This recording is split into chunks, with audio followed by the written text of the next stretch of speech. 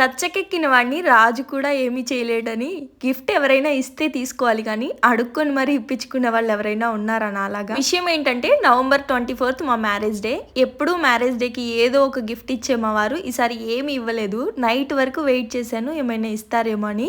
ఇవ్వకపోయేసరికి అప్పటి నుంచి స్టార్ట్ చేశాను రోజుకి 2-3 సార్లు అయినా అడగడం. మ్యారేజ్ డేకి గిఫ్ట్ ఇవ్వలేదు నాకు, ఎప్పుడు ఇస్తావు అని అడగడం స్టార్ట్ చేశాను. అంతటితో ఆగకుండా ఈ hair straightener brush the link పంపించి నాకు ఇది బుక్ చేస్తావా మ్యారేజ్ డే గిఫ్ట్ అని అడిగాను. ఇంకా ఏదో ఒకటి ఇచ్చిన దాకా ఒప్పుకునేలా లేదనుకున్నాడో ఏమో తెలీదు. మొత్తానికి బుక్ చేసి ఫైనల్ గా అయితే నా దగ్గరికి నా గిఫ్ట్ వచ్చేసింది. నాలా గిఫ్ట్లు అడుక్కుని తీసుకునే అలవాటు ఎవరికైనా ఉంటే తప్పకుండా కమెంట్ చేసేయండి. ఇక ఈ హెయిర్ స్ట్రైట్నర్ బ్రష్ గురించి వస్తే ఇది ఎలా వాడాలో కూడా నాకైతే అస్సలు తెలీదు. ఎక్కువ హీట్ పెడితే మళ్ళీ అసలకే మోసం జరుగుతుందని చెప్పి లైట్ గా హీట్ ఆన్ చేసుకొని పైనే అలా కొంచెం హెయిర్ కోమ్ చేసుకున్నాను. కాకపోతే ఇంతకు ముందు కంటే కొద్దిగా బెటర్ గానే అనిపించింది నా హెయిర్.